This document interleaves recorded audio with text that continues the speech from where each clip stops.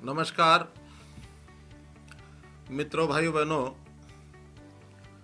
आज हरियाणा आज में फिर से हम लोग अपनी ये साप्ताहिक चर्चा अर्थात तीसरे दिन की चर्चा कर रहे हैं। कोरोना का विषय तो हर बार हम ध्यान करते ही हैं।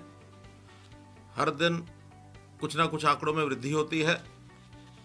आज के वर्तमान आंकड़े कोरोना के कुल पॉजिटिव केस 854 हो चुके हैं, जिसमें से 466 लोग ठीक होकर डिस्चार्ज हो गए हैं। 375 लोग अभी भी अपना इलाज करवा रहे हैं। 375 एक्टिव लोग हैं जो कम से कम 15 दिन अस्पताल में ज़रूर रहना होगा। कुल 13 लोगों की मृत्यु हुई है।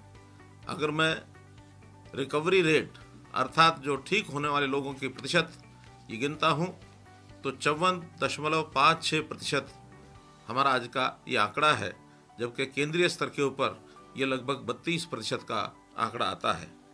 आज हमारी जो टेस्टिंग है, जो टेस्ट का दर है, वो प्रति 10 लाख यानी प्रति मिलियन 2853 हो गया है, जो कि एक अच्छा आंकड़ा ऐसा माना जा सकता है।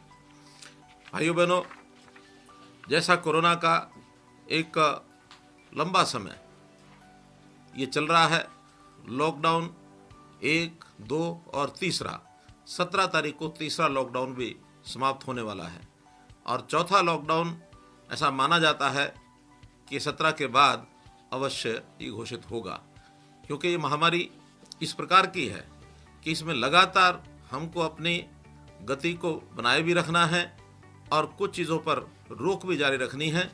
तो हमें केंद्र से जो निर्देश मिलते हैं उनका हम बहुत ही ठीक प्रकार से पालन कर रहे हैं और मुझे इस बात की संतोष भी है आपको बताते हुए कि हम अपने आसपास के प्रांतों की स्थिति में बेहतर स्थिति में हैं, चाहे वो दिल्ली हो, राजस्थान हो, पंजाब हो अथवा उत्तर प्रदेश हो।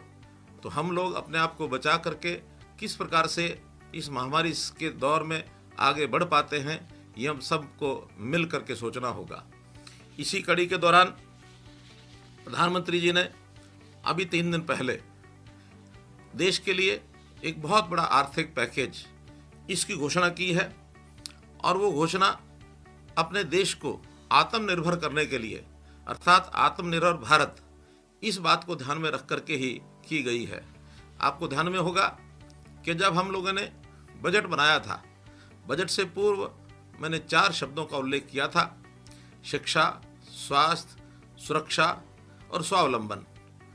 हम अभी यदि स्वावलंबन की बात करें तो उसी स्वावलंबन की ओर भारत के प्रधानमंत्री हमारे प्रिय नेता श्री नरेंद्र मोदी जी ने इस ओर उल्लेखित एक जो अपना फैसला किया है 20 लाख करोड़ रुपए का आर्थिक पैकेज। और इस पैकेज की लगातार जानकारी हमारी वित्त मंत्री श्रीमती निर्मला सीतारमण वो हमको लगातार दे रही हैं। आज भी उन्होंने कुछ बातों पर चर्चा की है। उसमें हमारे लिए जो महत्वपूर्ण है वो है हमारा कृषि, हमारा मजदूर, हमारा छोटा उद्योगपति अर्थात एमएसएमई का जो उद्योगपति है, हमारा छोटा दुकानदार, रेडी फड़ी वाले व्यक्ति, हमारे सामान्य नागरिक, इनकी सबकी जो चिंता है वो उस 20 लाख करोड़ के पैकेज में निश्चित रूप से एक प्रकार से उनका हल निकालने के लिए बहुत से प्रावधान इसमें किए गए हैं। यदि मैं कृषि की बात करता हूं तो हमारे किसान कुल लगभग 16 लाख किसान हैं और इन 16 लाख किसानों को जो एक प्रकार की घोषणाएं की गई हैं वो लगभग 3.5 लाख करोड़ रुपए की 16 लाख नहीं, सारे देश भर के लिए 3.5 लाख करोड़ रुपए की और ये एक घोषणा इसके अंदर की गई है। इसमें हमको लगता है कि हज़ारों करोड़ रुपए का योगदान इसमें निश्चित रूप से हमारे लिए भी होगा और हम अपने प्रदेश के किसानों को भी उनका लाभ पहुंचा सकेंगे। पहला विषय जो हमने तय किया है कि अभी तक जो कृषि का फसल ऋण जो उपलब्ध होता था, ये फसली ऋण केवल जो भूमि मालिक होते थे उन्हीं के नाम से केसीसी कार्ड बन करके उनको मिलता था। अब हमने हरियाणा में तय किया है कि एक कानून लाकर हम लोग जो ठेके पर जमीन लेते हैं अर्थात जो काश्तकार होते हैं, ये फसली ऋण बैंकों से उनको भी मिल सकेगा, ताकि अपनी फसल की कटाई करने के बाद वो उस ऋण को उतार सकते हैं। इसलिए इस एक्ट बनने के बाद किसी भी ज़मीन के मालिक को कोई खतरा नहीं रहेगा कि गिरदावरी यदि काश्तकार के नाम से हो जाती है तो उससे ज़मीन की मलकियत का कोई असर नहीं पड़ने वाला। इसलिए एक बहुत बड़ा प्रावधान ये हरियाणा के अंदर हम लेकर के आ रहे हैं। और ये जो लाभ हैं जितने भी, वो उस ठेके पर ज़मीन लेने वाले व्यक्ति को भी उसका अतिरिक्त ये लाभ मिल सकेगा। हम लोग मंडियों के अंदर अपना फसल बेचने के लिए जाते हैं, अभी भी प्रोक्योरमेंट का सीजन चल रहा है। बहुत से इंफ्रास्ट्रक्चर के विषय, इस इंफ्रास्ट्रक्चर पर भी इस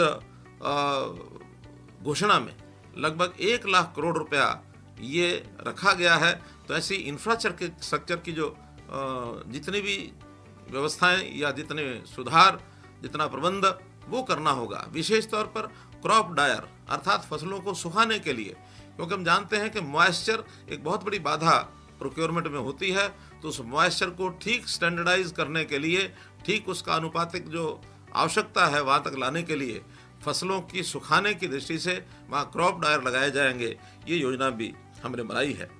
मुझे खुशी है कि भावांतर भरपाई योजना जो हरियाणा में पिछले 3 वर्ष से हमने चलाई है, इसको प्रधानमंत्री जी ने अपने इस पैकेज के अंदर शामिल किया है और इसको सारे देश भर में लागू करने की बात कही है। हमारे यहाँ FPOs जो फार्मर्स प्रोड्यूसर्स ऑर्गेनाइजेशन बनी हुई हैं, 500 के लगभग पहले से बनी हैं। इस घोषणा के अंदर प्रधानमंत्री जी ने उसका बजट और बढ़ाया है और इसको लागू करते हुए हम अपने 500 FPOs को 1500 FPOs तक अर्थात 1000 नए FPOs और बढ़ाएंगे और इसका प्रावधान भी हमको इस पैकेज में मिलेगा। और इसमें जो हमारे छोटे किसान हैं सब मिल करके अपनी ऑर्गेनाइजेशन बना के अपनी फसलों की बिक्री ये आसानी से कर पाएंगे। किसान अपना साइड बिजनेस के नाते, अतिरिक्त आय के नाते मछली पालन, इसको भी कई बार छोटा किसान करता है। तो मछली पालन को भी बढ़ावा देने के लिए प्रधानमंत्री मत्स्य संपदा योजना ये बनाई गई है और इसमें विशेष तौर पर जो क्षारीय जमीन है, शोरे वाली जमीन है, इस जमीन में हमारे मछली पालन के केंद्र बढ़ाए जाएंगे। केंद्र का 20,000 करोड़ रुपए का प्रावधान किया गया है, जिसमें 400 से 500 करोड़ रुपए तक का लाभ ये हरियाणा के हमारे किसान मछली पालक ये भी उठा सकेंगे। और हमारी जो ज़मीन है, जो शोरे वाली ज़मीन, क्षारीय ज़मीन, इसको ठीक करने का मौका भी हम इसमें मिलेगा। इसी प्रकार पशुपालन के नाते से दूध से बनी चीज़ें, दूध से बने उत्पाद, चाहे उसमें घी है अथवा खोया है, उसमें दूध का पाउडर है, दही है, लस्सी है, खीर है, मक्खन है आदि, ये सब चीज़ें, इस प्रोसेसिंग के लिए भी पशुपालन विभाग को एक बहुत बड़ी राशि ये सस्ते ऋण और अनुदान ये भी घोषित किए गए हैं। दूध की पैकिंग, ताकि पैक्ड दूध ये भी बाज़ार में बेचा जा सके, इसका भी प्रावधान हमारे इस पैकेज के अंदर प्रधानमंत्री जी ने किया है। पशुपालन और मछली पालन, इनको भी किसान क्रेडिट कार्ड के तर्ज पर ही KCC किसान क्रेडिट कार्ड इनको भी जारी किए जाएंगे, ताकि ये भी अपने उस कार्ड का ये लाभ उठा सकते हैं। कृषि हमारे लिए बहुत ही महत्वपूर्ण एक ऐसा विषय है जिसको हरियाणा की रीढ़ की हड्डी कहा जा सकता है। अब केंद्र सरकार ने इस प्रकार के कृषि और किसान कल्याण के नाते से ये जो चीज़ें घोषित की हैं, इसका बहुत बड़ा एक लाभ हमको मिलेगा। मंडियों का सुदृढ़ीकरण, मंडियों में अभी जो हमको कठिनाई आती है, आगे चल करके मंडियों का विस्तार भी होने वाला है, इंफ्रास्ट्रक्चर भी अच्छा होने वाला है। हमारी फसल जो किसान की होती है वो सीधा खेत से बिक्री हो, इस प्रकार की भी व्यवस्थाएं ऐसा करने का एक प्रावधान भारत सरकार ने करने की घोषणा की है। तो ऐसी फूड प्रोसेसिंग के नए नए प्रोजेक्ट हम लोगों ने अभी इंडस्ट्री में जो लघु उद्योग, मध्यम दर्जे के उद्योग, इसको बढ़ावा देने के लिए अब नई योजना बनाई है कि 22 ज़िले हमारे हरियाणा के, इन 22 के 22 ज़िलों में 22 क्लस्टर्स अलग अलग कैटेगरी के, इसकी हमने घोषणा की है। और 22 क्लस्टर भी विशेष रूप से जो हमारे नौजवान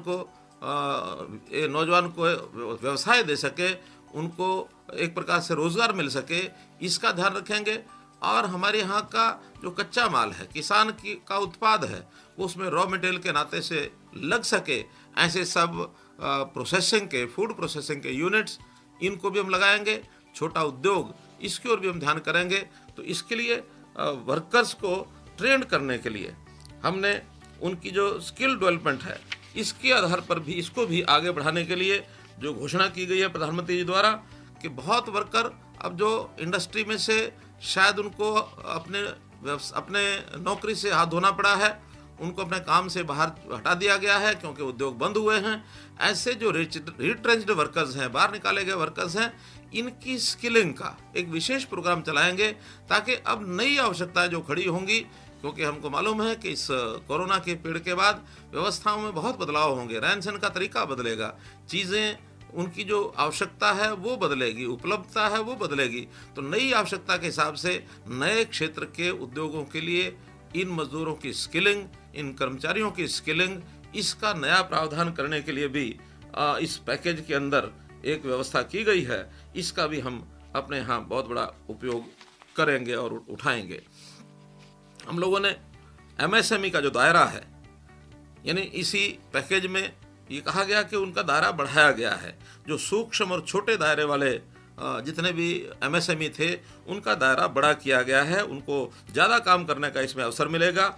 और इसमें कोलेट्रल फ्री, बिना गारंटी के 3 लाख करोड़ रुपए की राशि, इसका प्रावधान किया गया है ताकि ये लोग अपनी पूंजी को बढ़ाकर, अपनी आवश्यकता, अपनी कैपिटल इन्वेस्टमेंट, इसको बढ़ा करके अपने काम के दायरे को बढ़ा सकते हैं और अच्छा उत्पाद, क्वालिटी का उत्पाद पैदा करके, और मेक इन इंडिया का जो एक सपना है बहुत बड़ा, हम अपने यहाँ अपनी आवश्यकता की पूर्ति कर सके और साथ में इसको निर्यात भी कर सके। ऐसा एमएसएमई का दायरा, इसको बढ़ाने के लिए एक बहुत बड़ी एक घोषणा इसमें की गई है। इसी में जो अच्छा प्रदर्शन करने वाले एमएसएमईज हैं, बहुत एमएसएमईज कंपटीशन में आकर भी बहुत अच्छा प्रदर्शन करते हैं, उनको और बढ़ावा देने के लिए, यानी अच्छे को भी और अच्छा बनाने के लिए सरकार ने 50,000 करोड़ रुपए इसका पूंजी निवेश करने की एक व्यवस्था की है, जिसमें से 1,000 से लेकर 2,000 करोड़ रुपए तक का लाभ ये हरियाणा के एमएसएमई को भी होगा। जिन एमएसएमईज की वित्तीय हालत खराब हो गई है, बहुत अवसर ऐसे आते हैं कि इन्हीं कारणों से व्यवस्था खराब होती है, उनको पुनः उबारने के लिए अलग से सरकार ने एक ऐसी व्यवस्था की है। हमारे मजदूर भाइयों को, हमारे ऐसे जो लोग हैं जिनके पास अपने मकान नहीं हैं, उनको बहुत कठिनाई आती है नए मकान खरीदने के लिए। इनके लिए एक नई व्यवस्था का एक घोषणा की गई है कि एक रेंटल हाउसिंग स्कीम, इस रेंटल हाउसिंग स्कीम में भी हम लोग जो मकान नहीं खरीद सकते, वो लोग रेंटल हाउसिंग स्कीम जो सरकार द्वारा भी चलाई जाएगी, अलग अलग से जो एंटरप्रेन्योर हैं वो भी चलाएंगे, तो उन स्कीमों के आधार के ऊपर इसका लाभ वो लोग उठा सकेंगे। अभी नए मकानों के लिए एक विशेष पैकेज 70,000 करोड़ रुपए का, इसका भी प्रावधान किया गया है। हम जानते हैं प्रधानमंत्री जी ने हाउसिंग फॉर ऑल 2022 तक सबको आवास मिले, ऐसी एक योजना बनाई थी। उसको आगे बढ़ाने के लिए हरियाणा में तो बल्कि हमने एक और कदम आगे बढ़ाया है, हाउसिंग फॉर ऑल नाम का अपना एक विभाग भी बना दिया है। उसकी मिनिस्ट्री अलग से होगी और जिसकी देखरेख मैं स्वयं करूंगा। इसलिए हम आने वाले समय में किसी के पास निश्चित रूप से अपना घर हो, उसके सिर पर छत हो, इसकी चिंता हम करेंगे। फिर भी जो लोग नहीं लेना चाहेंगे, बहुत लोग ऐसे भी ध्यान में आते हैं जो स्वयं अपना मकान अपनी इच्छा अनुसार नहीं लेना चाहते, जानबूझकर नहीं लेना चाहते, उनको किराए के मकानों की व्यवस्था भी, जैसे मैंने बताया, रेंटल हाउसिंग स्कीम ये चलाई जाएगी। तो इसलिए हर किसी को मकान मिले, हाउसिंग फॉर ऑल का डिपार्टमेंट ये भी हमने अलग से बनाया है। रेडी फड़ी वालों को भी प्रधानमंत्री जी नहीं भूले, उनको भी उन्होंने ये कहा कि 10,000 रुपया उनको भी अपनी आवश्यकता के हिसाब से वो बैंक से सस्ती दरों पर लोन ले सकें, बिना कोलेट्रल के, बिना किसी गारंटी के। ये व्यवस्था भी उन्होंने उसमें की है।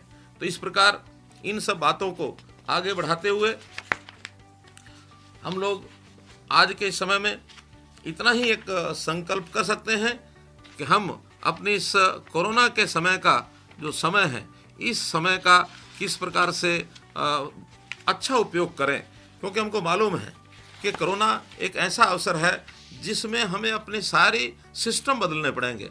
हमको क्योंकि सारा एक व्यवस्था ये रुक सी गई है, थम सी गई है, तो बिल्कुल हम बंद नहीं हुए हैं, हम थोड़ा थमे हैं। हमें आगे बढ़ना है, चलना है, तो थोड़े सिस्टम बदल करके हमको चलना पड़ेगा। हमारी अर्थ की व्यवस्था जैसे बदली है, इस बदलने की यानी व्यवस्था को हम बदलेंगे, हम इसको बनाएंगे, हम इसको बढ़ाएंगे, एक सिद्धांत बना करके चलेंगे। आर्थिक स्थिति उसको बेहतर करने के लिए पुराने जितने भी नियम हैं उन नियमों को बदलना पड़ेगा, बदलेंगे, पॉलिसीज को बदलना पड़ेगा, बदलेंगे, कानून को बदलना पड़ेगा, बदलेंगे, लेकिन समय की आवश्यकता के हिसाब से, क्योंकि हमें अपना वे ऑफ लाइफ ये बदलना होगा। एक स्थान पर रहकर हम अपने काम ज़्यादा कितने कर सकते हैं, सोशल डिस्टेंसिंग बनाकर हम कितने काम कर सकते हैं, इस हिसाब से हमको आगे बढ़ना होगा। तो जैसा समय होता है उसकी समय की पुकार के हिसाब से आगे बढ़ना ये हमारा धर्म है। इसलिए हम इन सब चीज़ों को बदलते हुए मुख्य बात वो ये कि हमको अपनी सोशल डिस्टेंसिंग ये बना करके रखनी है, इसको कोई भी यानी इसमें लापरवाही नहीं करनी है। प्रधानमंत्री जी ने कोरोना का एक जो अर्थ दिया था प्रारंभ में, मुझे ध्यान में है, पहले अपने भाषण में, कोई रोड पर नहीं कोरोना, कोई रोड पर ना जाए। मैं आज थोड़ा सा परिवर्तन प्रधानमंत्री जी से क्षमा मांगते हुए इसकी एक नई परिभाषा मैं करने जा रहा हूँ। कोरोना कोई हमको कोई रोक नहीं सकता, ये हमारा कोरोना है। हमको आगे बढ़ना है, बढ़ना है तो एक सिस्टम बना के बढ़ना है। अब निश्चित रूप से 2 दिन के बाद 4th लॉकडाउन इसकी कुछ योजना बनेगी और उस योजना में हम लोगों को कुछ छूट भी मिलेगी, लेकिन छूट मिलने का अर्थ नहीं है कि हम पहले वाली सब चीज़ें जैसा फ्रीली करते थे उस प्रकार से करने के बजाय उसके अंदर जितने भी निषेध रखे जाएंगे, जितनी उसके अंदर व्यवस्थाओं को बताया जाएगा कि इसके आगे हमको नहीं बढ़ना है, उन सूचनाओं का अक्षरशः पालन करना, अनुशासन बना के रखना है, इसका अवश्य ध्यान रखेंगे। बहुत से लोग कहते हैं कि हमारी अर्थव्यवस्था बिगड़ रही है, इसको ठीक करने के लिए सब कुछ खुली छूट दी जाए। मेरा कहना है हमारी प्राथमिकता आर्थिक व्यवस्था ठीक करने की हो सकती है, लेकिन ये छोटी प्राथमिकता है। बड़ी प्राथमिकता कोरोना को रोकना है, कोरोना का संक्रमण ना हो, ये हमारे सबसे पहली प्राथमिकता है। अगर हम कहीं कोरोना के चक्र में फंसे तो फिर हमारी अर्थव्यवस्था को कोई भी नहीं संभाल सकता।